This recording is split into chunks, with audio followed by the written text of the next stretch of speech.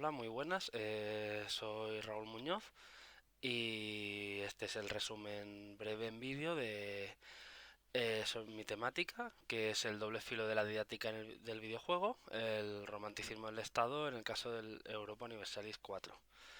para el sexto Congreso Internacional de Historia de Videojuegos. Eh, ¿Qué es Europa Universalis 4? Es un videojuego de gran estrategia desarrollado por Paradox Interactive y sacado en 2013. En sus 6 años de existencia ha estado recibiendo actualizaciones, ya sea de carácter gratuito o de pago, que han ido manteniendo el juego y enriqueciéndolo con mecánicas más novedosas o aspectos que en un principio no estaban. Esto por parte de la compañía y también por parte de la comunidad de fans, una gran comunidad de mods o modificaciones que han hecho y enriquecido un juego que prácticamente es eterno, es muy rejugable y está muy enfocado a la historia. Este juego en concreto de Paradox cubre el periodo moderno, desde 1444 a 1821, y el juego nos invita a dirigir un estado, nación, reino eh, a lo largo de esta época, con unas mecánicas que se asemejan a las problemáticas o sucesos del periodo moderno, como puede ser la reforma, la colonización de América o las muchas guerras que, por ejemplo, hubo en Europa, la guerra de 30 años, la guerra de los 100 años, etcétera, etcétera. Lo del balance positivo a nivel didáctico del juego frente a sus otros puntos negativos sería que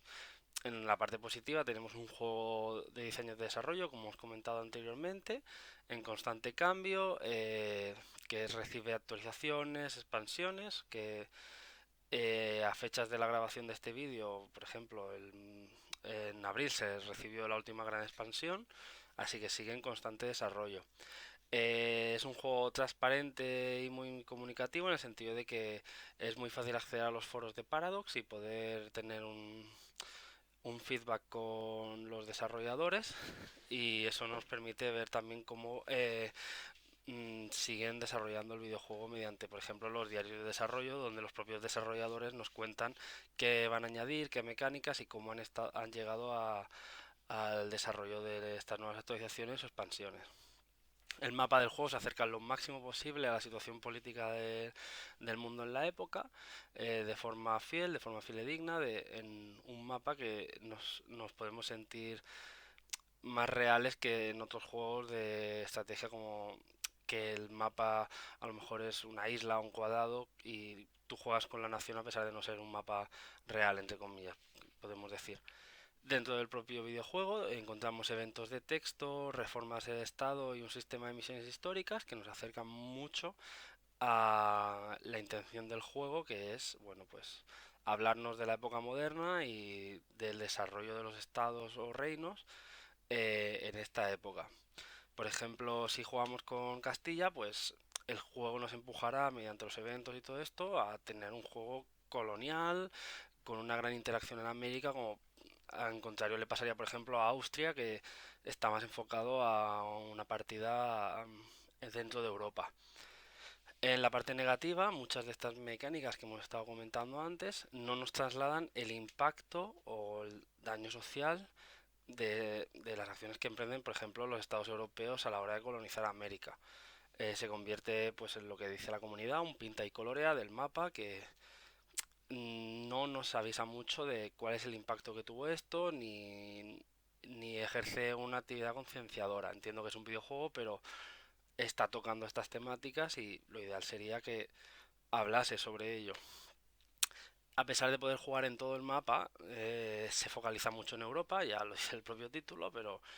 lo que son las instituciones y las tecnologías que te permiten avanzar y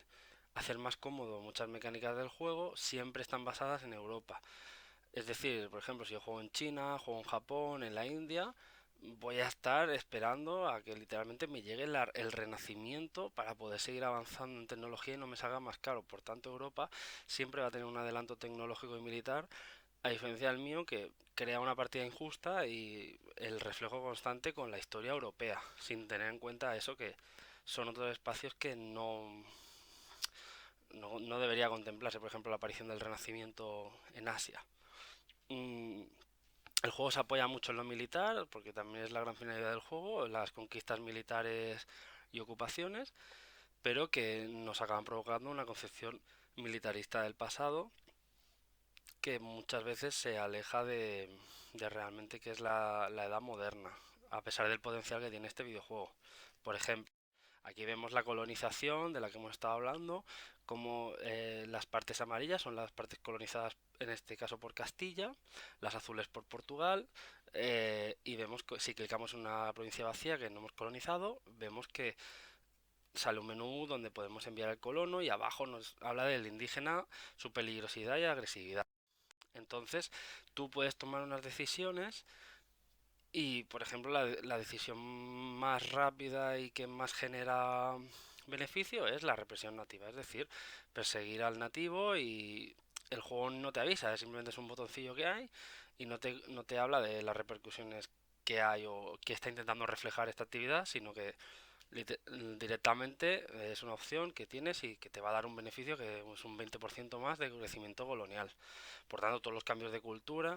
y todas estas colonizaciones implican una persecución de nativos que el propio ejército puede hacer mediante el ataque a estos nativos que no, el juego no te habla en profundidad y la comunidad pues lo convierte en un meme, en una broma de la velocidad de colonización muchas veces de estos países europeos. Dentro de la comunidad he buscado un ejemplo muy grotesco de estos memes, romanticismos nacionales, etcétera, que bueno, ya vemos el caso más exagerado, ¿no? Vemos como este jugador de youtuber ha colgado un vídeo donde habla de está jugando una partida de Armenia y ha conquistado la península anatólica y supongo que habrá acabado con los otomanos y pues bueno, vemos en un meme de bastantes barbaridades a nivel simbólico que es una parte de la comunidad que no es tan pequeña como parece y que es lo que como historiador es lo que a mí me genera preocupación a la hora de pues el romanticismo que se genera en estos juegos de mira qué guay esta nación, siempre un enfoque militarista, un enfoque muy nacionalista que refleja pues eso en la edad moderna y el periodo que abarca este juego y por tanto es muy peligroso porque al final estos vídeos son los que llegan a la comunidad, son los que consume la comunidad para dentro de este juego. En conclusión, por una parte el videojuego nos aporta una didáctica y una posibilidad de editar y crear nuevas realidades mediante los mods que nos pueden acercar a un buen enseñamiento de la historia y convertir este juego en una herramienta didáctica con muchísimo potencial del que ya de por sí del juego base ya tiene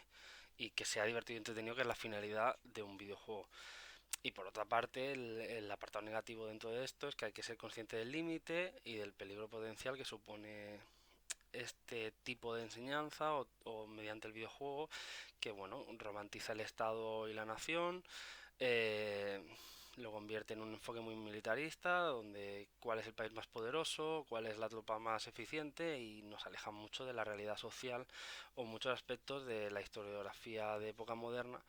que se alejen de lo tradicional y del apartado militar del que siempre se ha venido hablando tradicionalmente. Tres puntos o propuestas para su uso en la enseñanza rápidamente que llevamos repitiendo desde antes. En primer punto sería pues eso, el uso responsable del videojuego en un ámbito didáctico mediante el uso de materiales de apoyo que complementen la partida, o sea, dirigir estas partidas, estas sesiones con la ayuda de pues, personas especializadas que complementen ya la experiencia que es rica dentro del propio videojuego. Como comentábamos antes, la creación de un mod que nos enseñe las repercusiones de actividades como la colonización, mediante eventos de texto o penaltis negativos en la provincia o la zona que estás colonizando que nos enseñen el verdadero hándicap o impacto social de estas actividades por parte, de ejemplo, de las potencias europeas del momento. Y sobre todo siempre acompañarlo de un método de enseñanza que escapa de la historiografía militarista y también podemos decir europeísta, en las que muchas veces el juego se sumerge y de la que nosotros somos partícipes muchas veces de manera inconsciente. Muchas gracias por la atención y muy buen día.